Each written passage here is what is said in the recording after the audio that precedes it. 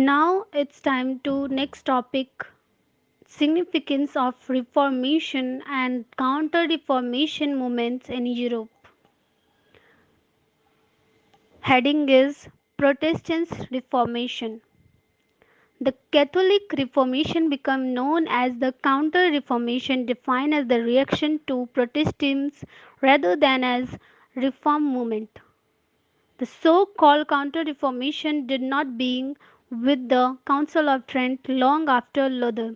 Its origin and initial achievements were much anterior to the fame of Wittenberg. The Counter-Reformation was a movement within the Roman Catholic Church. Its main aim was to reform and improve it. It started in the 1500 century. Its first period, is called the Catholic Reformation. The Reformation became the basis for the founding of Protestantism, one of the three major branches of Christianity. The Reformation led to the reformulations of certain basic tenets of Christianist beliefs and resulted in the division of Western Christianism between Roman Catholicism and the new Protestant traditions. The Reformations became the basis for the founding of the Protestants, one of the three major branches of Christianity. The Reformation led to the reformulations of the certain basic tenets of Christian beliefs and resulted in the division of Western Christianism between Roman Catholicism and the new Protestant traditions. Early 16th century was a movement against the practices and authority of the radical Catholic Church. It resulted in the rise of Protestantism in their opposition. The Protestants leaders started setting up Protestant churches in different countries of Europe. Under Martin Luther, a monk who opposed the leather of indulgence and other church evils, the first Protestant church was set up in Germany from 1520 to 1545 under the king's support. The German rulers supported Luther due to political reasons as well. They desired freedom from the authority of Pope and control on the wealth of monasteries. Reason was popularity had some more important than religion. By the 17th century, half of Europe had set up their own Protestant church. The Reformation of the Renaissance aimed to restore church practice closer to the Old and New Testaments of the Bible.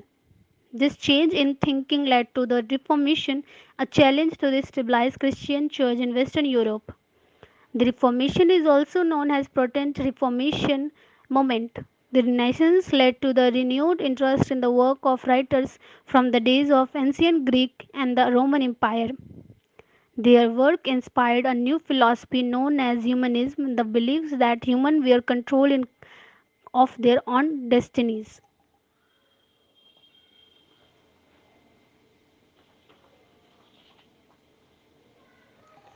Humanism arose during a time when there were growing discontent in the Western Christian Church over the way the church was run. In 1517, Martin Luther, among Protestants, publicly by mailing 95 days against the sale of indulgence pardoned for sins on a church door in Wittenberg, Germany. He was protesting against what he saw as the church's theological corruption and called for reform. This is where the Reformation is said to have truly begun. The Reformation led to the formation of the Protestant Church as Martin Luther's ideas were taken up and spread by rebels in other countries such as Ulrich Zwingli in Switzerland and John Calvin in France. Next topic, the Reformation movement spread. Not wanting to antagonize the powerful Spanish throne by means, the Pope refused to dissolve the marriage between Catherine and Henry VIII.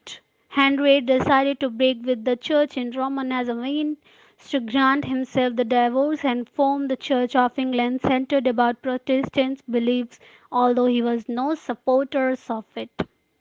Other rulers of European kingdoms such as Sweden and the Netherlands also embraced Protestant ideals of the order to minimize the influence of the Catholic Church in their respective countries. Now, next topic, Catholic Reformation or Counter Reformation, late 16th century. This was a reform process initiated by Catholic Church in response to the rising popularity of the Protestant Church. In Spain, the reformers formed an organization of clergymen to work as soldiers of Jesus. The members of this organization came to be known as Jesuits and they went to France and Germany to win back followers. They also set up missions in India, China, Africa, and America. After this reformation, religious wars began among the followers of both sects, and many followers were killed on both the sides. The Renaissance aimed to restore church practice closer to the Old and New Testaments of the Bible.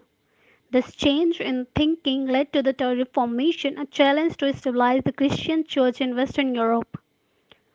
The Reformation is also known as the Protestant Reformation movement. Besides Protestants group developed, the church leaders reformed the Catholic Church, anti-Semitism increased and religious conflicts spread across Europe.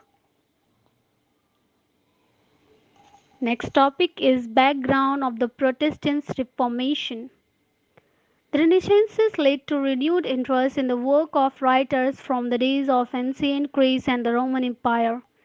Their work inspired a new philosophy known as humanism, the beliefs that humans were in control on their destinies. Humanism arose during a time when there was growing discontent in the Western Christian Church over the way of the church was run. In 1517, Martin Luther, a monk, protested publicly by nailing 95 this against a sale of indulgence pardon for sins on a church door in Wittenberg, Germany. He was protesting against what he saw the church theological corruption and called for reform. This is where the Reformation is said to have truly begun. The Reformation led to the formation of Protestant Church. Brother Martin ideas were taken up and spread by the rebels for countries such as Ulrich Zwingli in Switzerland and John Calvin in France. To know the difference between ancient, medieval, and modern history, visit the link article. Next topic is Counter Reformation. From 1545, the Catholic Church fought back with a movement of its own, the Counter Reformation, sending out Jesuit pursuits, priests to campaign against the spread of Protestantism and convert the populations of the Spanish Empire in the Americas. The split between Christians in Western Europe led to wars as countries struggled with new religious alliances. One of these was the trusty 30-Year War beginning in 1618. The conflict was fought between an alliance of Catholic countries such as Spain and the Holy Roman Empire against an alliance of Protestant countries such as the Netherlands, Sweden. France, although being a Catholic power, joined with the Protestant alliances as it felt that the Spanish Empire was getting too powerful on the European continent and sought to curb it. The war ended with the signing of the Treaty of the Westphalia in 1648, which resulted in the Reformation period as a new on the focus European missionaries and future wars returned to dynasty politics instead of the religious ones. Catholics and Protestants pursued one another in their own way. A religious dispute in Europe continued in the 1600s. Some people left Europe and sought religious freedom in New World of America. The Catholic Church of the Counter-Reformation era grew more spiritual, more literate, and more educated. New religious order, notably the Jesuit, combined rigorous spiritually with a globally minded intellectualism with mystics such as Teresa of Avila injected new passion into the new older orders. Inquisitions both in Spain and Rome were organized to fight the threat of Protestantism. Legacy of the Reformation. Next topic.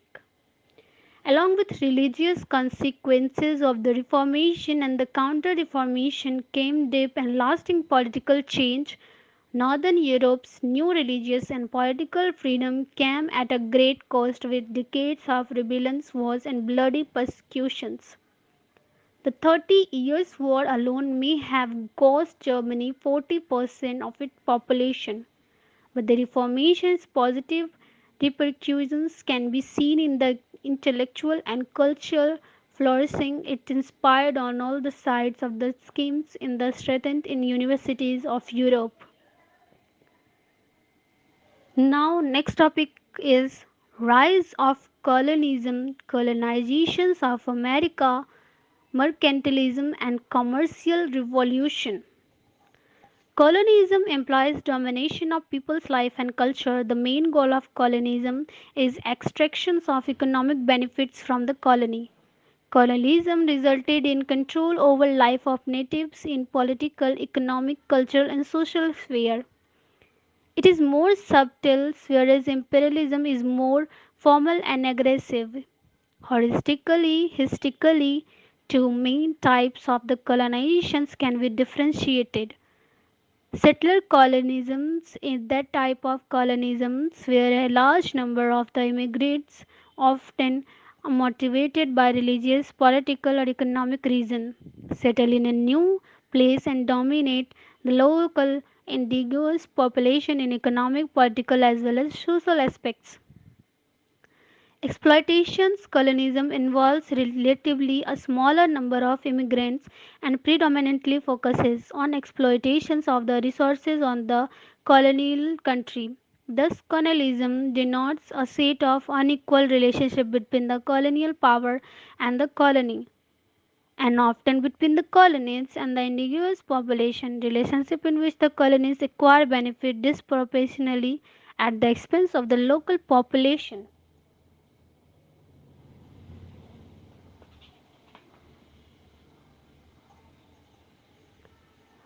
Colonialism. Next topic is colonialism, imperialism, and new imperialism. Colonialism, as said earlier, denotes a system in which a country conquers and rules over other regions. It involves exploiting the resources of the conquered country for the benefits of the conqueror. Imperialism means the ability of a state or empire to extort its influence the conqueror beyond its border. This influence can be exerted in multiple manners, like colonialism, materialism, cultural hegemony, etc. Thus, it can be safely argued that colonialism is a practice and imperialism is the idea of driving that practice. New imperialism refers to a period of territorial expansion by European powers, the United States and Japan, during the late 19th and the early 20th century, which resulted in subjugations of almost all of Africa and part of Asia. It was distinct from the earlier phases of imperialistic expansion known as Old Imperialism. Historically speaking, new imperialism started with the advent of industrial revolution. In fact, it was a new strategy of imperialism which was devised by the industrial countries for maximizing their economic benefits. It contrasts with the old form of imperialism in which colonialism formed the main method of pursuing the imperialistic ambitions and goals. Next, cause of colonialism. Discovery of new lands and trade routes, economic considerations. The countries like England, France, Spain, and Portugal stabilized their colonies primarily for the economic benefits. Next topic is mercantilism. The policy of mercantilism was based on the premise that the economic development of the mother country, metropolis, was most important and the colonies should be governed in such way that they led to benefit of the mother country. Next topic is European rivalry. The exploration of colonizations were started by Spain and Portugal. Gradually, other countries like France, England, and also entered the race. Acquiring new colonies became a thing of national pride. Moreover, due to the various economic benefits of colonizations, a stage of competitive colonialism started among the European powers.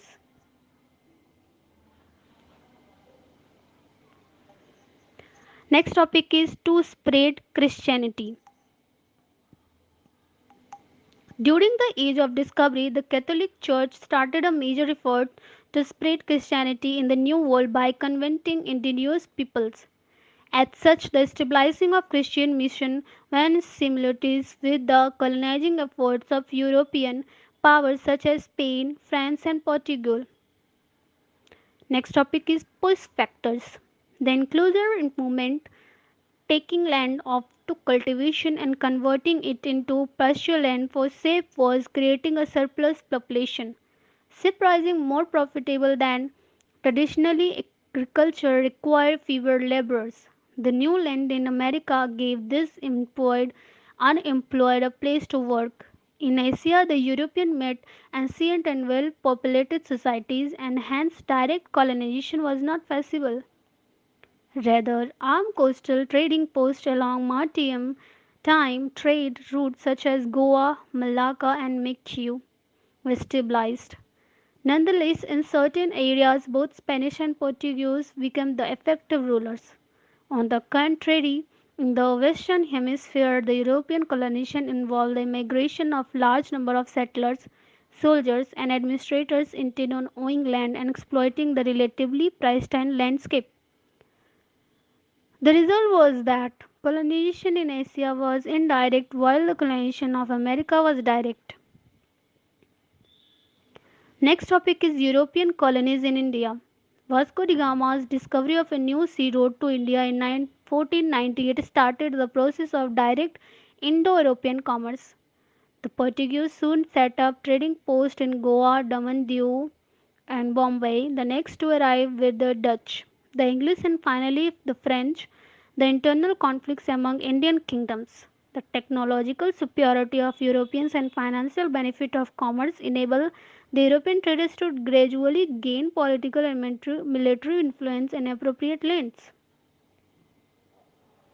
Although all Europe powers control various regions of southern and eastern India, ultimately they lost all their territories in Indian territories with the expansion of few outposts like French and Pondicherry, the Dutch port in Travancore, and the Portuguese colonies of Goa, Daman, and Diu.